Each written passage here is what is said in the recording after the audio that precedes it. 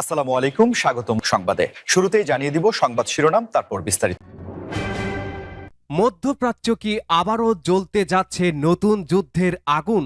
ইরানের ভয়ঙ্কর হুঁশিয়ারি, যুক্তরাষ্ট্রের নতুন বিমান হামলা আর ট্রাম্পের প্রস্তাব সরাসরি প্রত্যাখ্যান করল পাকিস্তান। বিশ্ব রাজনীতিতে তৈরি হচ্ছে কি নতুন জোট নাকি আরও ভয়ঙ্কর সংঘাত? দর্শক, পরিস্থিতি ভয়ঙ্কর দিকে মোড় নিচ্ছে। ইরান এবার স্পষ্ট ভাষায় জানিয়ে দিল, নতুন করে যুদ্ধ চাপিয়ে দিলে পাল্টা হামলা হবে অতীতের যে কোনো সময়ের চেয়ে আরও ভয়াবহ, আরও ধ্বংসাত্মক। অন্যদিকে পরিস্থিতিকে আরও জটিল করে তুলেছে পাকিস্তানের অবস্থান। ডোনাল্ড ট্রাম্প চেয়েছিলেন পাকিস্তান সহ মুসলিম বিশ্বের কয়েকটি দেশ ইসরায়েলের সঙ্গে সম্পর্ক স্বাভাবিক করুক, কিন্তু ইসলামাবাদ সেই প্রস্তাব সরাসরি প্রত্যাখ্যান করেছে। শুধু তাই নয়, ইসরায়েলের উপরে একদিনের জন্য ভরসা করা যায় না বলেও মন্তব্য করেছে পাকিস্তানের প্রতিরক্ষা মন্ত্রী খাজা আসিফ। তাহলে কি আবারও শুরু হতে যাচ্ছে বড় কোনো যুদ্ধ, নাকি শেষ মুহূর্তে কূটনীতি থামাবে আগুনের বিস্তার? দর্শক, আপনার কি মনে হয়, ইরান কি সত্যি আরো বড় হামলার প্রস্তুতি নিচ্ছে, নাকি এটি কেবল শক্তি প্রদর্শনের বার্তা? কমেন্টে আপনার মতামত জানান, ভিডিওটি শেয়ার করুন, কারণ মধ্যপ্রাচ্যের এই উত্তেজনা বদলে দিতে পারে পুরো বিশ্বের ভবিষ্যৎ। ইরানের ভয়ঙ্কর হুঁশিয়ারি, নতুন যুদ্ধ হলে আগুন ছড়াবে মধ্যপ্রাচ্যের বাইরেও। ট্রাম্পের প্রস্তাবে পাকিস্তানের সোজাসাপ টানা। মধ্যপ্রাচ্যে আবারও যুদ্ধের গন্ধ।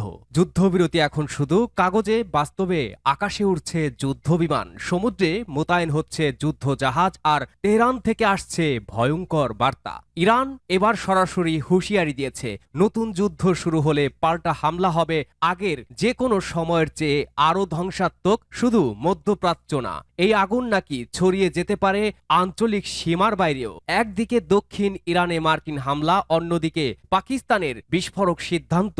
ট্রাম্পের ইসরায়েলি জোটে যোগ দিতে সরাসরি না। মধ্যপ্রাচ্যের রাজনীতি এখন এমন এক মোড়ে দাঁড়িয়ে যেখানে একটি ভুল সিদ্ধান্তই পুরো অঞ্চলকে ঠেলে দিতে পারে সর্বনাশের দিকে। ইরানের ভয়ঙ্কর হুঁশিয়ারিটি ছিল ইরানের সামরিক বাহিনীর জ্যেষ্ঠ মুখপাত্র আবুল ফাজল শেকারচি।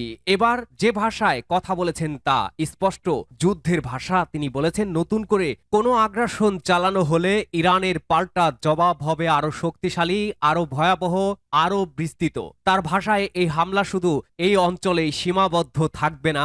অর্থাৎ তেহরান এখন বুঝিয়ে দিচ্ছে, যুদ্ধ শুরু হলে ইরান আর আমেরিকার মধ্যে সীমাবদ্ধ থাকবে না সংঘাত। পুরো উপসাগরীয় অঞ্চল কেঁপে উঠতে পারে, এমনকি বিশ্ব অর্থনীতিও। সবচেয়ে বিস্ফোরক ঘটনা ঘটেছে দক্ষিণ ইরানে। যুদ্ধ বিরতি চললেও মার্কিন বাহিনী নতুন করে বিমান হামলা চালিয়েছে। টার্গেট করা হয়েছে ইরানের ক্ষেপণাস্ত্র ঘাঁটি এবং পারস্য উপসাগরে মাইন পুঁতে রাখার অভিযোগে কিছু ইরানি নৌযান। ওয়াশিংটনের দাবি এটা আত্মরক্ষামূলক হামলা, কিন্তু প্রশ্ন উঠেছে, যদি সত্যি শান্তি আলোচনা এগোচ্ছিল তাহলে আবার বোমা কেন? বিশ্লেষকরা বলছেন এটা ছিল চাপ তৈরির কৌশল, তেহরানকে ভয় দেখানোর চেষ্টা। কিন্তু বাস্তবতা হলো ইরান ভয় পাচ্ছে না, বরং আরো কঠোর অবস্থানেই চলে যাচ্ছে।